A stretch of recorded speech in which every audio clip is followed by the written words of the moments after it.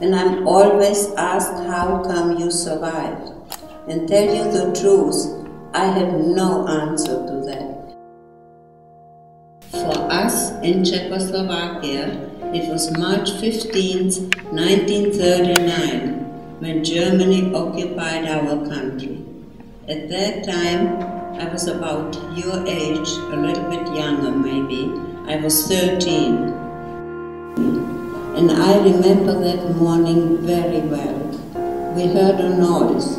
Looking out of our windows, there were German tanks driving through our street, German soldiers marching in, and overnight, all the homes around us were already decorated with the swastika. My parents decided to send my brother and me to school. When I came home, my dad was home.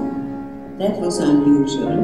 He owned a small store, and that morning he came to his store.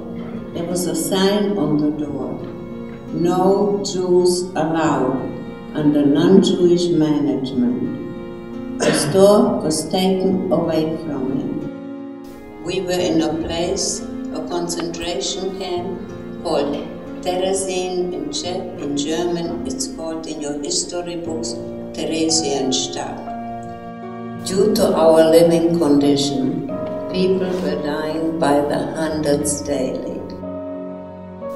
We lived on a starvation diet.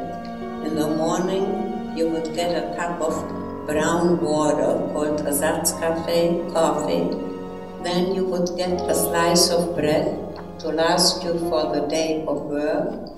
And when you came back, you had to stand in a long, long line to get a little bowl of soup. Our camp was liberated on May 7th, 1945, the day we were praying and hoping for. I missed out on it. At that time I got very sick. I had typhoid and I was taken, it's very contagious, to a typhoid barrack.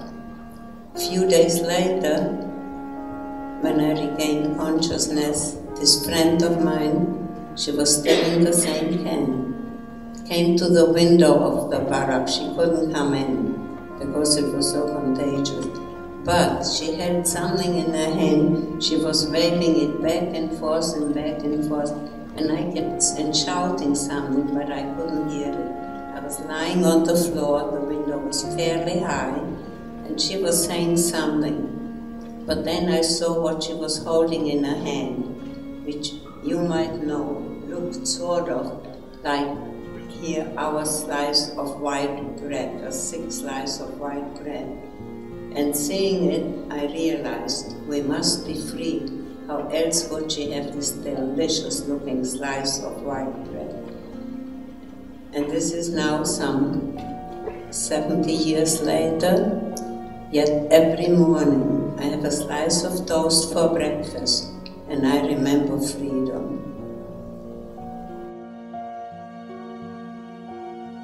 And all I can only say, it was either fate or luck or God's will. God's will that we, the survivors, are now here. The last generation of witnesses. What hatred, what prejudice can do. Because we don't want this ever, ever happen to anybody else.